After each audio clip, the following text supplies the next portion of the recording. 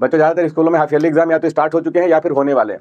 तो अगर हम फिजिक्स के प्रिपरेशन की बात करें तो उसमें सबसे इंपॉर्टेंट पार्ट होता है डेरिवेशन वाला, क्योंकि डेरिवेशन वाले पार्ट से 12 से 15 नंबर का आता है। अगर आप डेरिवेशन पढ़ के गए तो उतना पार्ट आपका फिक्स हो जाएगा, है ना, 12 से 15 नंबर तो आपका फिक्स हो जाएगा।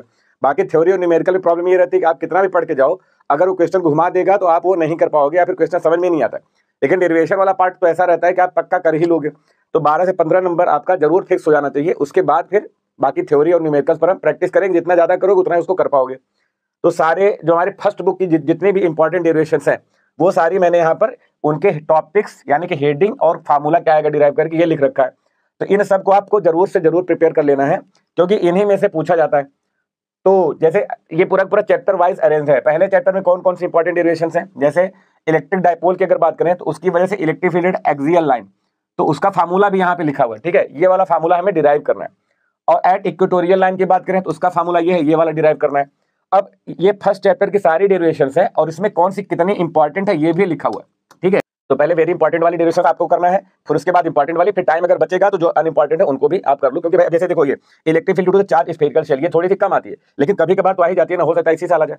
तो इसलिए जितनी भी है आप कोशिश करो सबकी करने की, नहीं और अगर टाइम कम है तो आप जितना है ना वेरी इंपॉर्टेंट है उसके हिसाब से कर लो, पहले सबसे ज्यादा इंपॉर्टेंट फिर उससे कम फिर उससे कम, इस तरीके से आप सीक्वेंस बना के कर लो। तो सारे चैप्टर का ये फर्स्ट चैप्टर की सारी डेरिवेशंस हैं इलेक्ट्रिक डायपोल की वजह से। और ये मैं दोनों बता दूं, ये दोनों जो है इनफाइनाइटली लॉन्ग लाइन चार्ज और infinitely large sheet of charge, ये दोनों में से एक जरूर आएगा। ये दोनों बहुत ज्यादा इंपॉर्टेंट है, इन दोनों में से एक हर साल आता है, तो ये दोनों तो जरूर ही प्रिपेयर करके जाना। उसके बाद ये सारी सेकंड चैप्टर की डेरिवेशंस हैं, ठीक है, इलेक्ट्रिक पोटेंशियल एंड कैपेसिटेंस वाले चैप्टर की। तो हमारा इलेक्ट्रिक डायपोल की वजह से पोटेंशियल का फार्मूला, ठीक है, ये टॉर्क का फार्मूला है। तो ये सारे कौन सी कितनी इंपॉर्टेंट है, कितनी ज्यादा आती है, उस हिसाब से हमने यहाँ पे लिख भी रखा है। ठीक है, तो ये सारी डेरिवेशंस आपको, अब ये यहाँ पे हेडिंग लिखी हुई है और उसका डेरिवेशन करने पर आता क्या, कई बार बच्चे तो मिलता ही नहीं उनको कि कौन सी डेरिवेशन करनी है। ठीक है, यहाँ पे तो पढ़ लिया, अगर ये फार्मूला नहीं पता तो कर ही नहीं पाते, तो इसलिए फार्मूला भी लिख दिया मैंने। उसके बाद चैप्टर 3 में आ जाओ, तो फर्स्ट और सेकंड चैप्टर में ज्यादा डेरिवेशंस हैं, बाकी आगे चैप्टर उतनी नहीं है। अब चैप्टर 3 में देखो इतनी है, इसमें भी सबसे ज्यादा ये वाली आती है। ठीक है, relation between current and drift velocity, बाकी ये भी आप पढ़ सकते हो। हीट स्टोरेज का बैलेंस करने की कंडीशन क्या होती है ये भी आता है। और Ohm's law on the basis of free electron theory ये पूछा जाता है। उसके बाद चैप्टर 4 में ये सारी डेरिवेशंस हैं। और ये जो मैंने रेड कलर से कर रखा है ये बहुत इंपॉर्टेंट है। ये सारी डेरिवेशन में जितनी भी लिखी उन सब में सबसे ज्यादा ये पूछी जाती है। मतलब ये ऐसी डेरिवेशन है जो लगभग हर साल ही आती है। ठीक है, ये अलग ही लेवल है इसका, इसलिए मैंने इसका कलर ही चेंज कर रखा है। ठीक है, ये मैग्नेटिज्म चैप्टर का है, दो पैरेलल करंट कैरिंग वायर के बीच में फोर्स का फार्मूला, इसको डिराइव करने आप जरूर सीख लेना।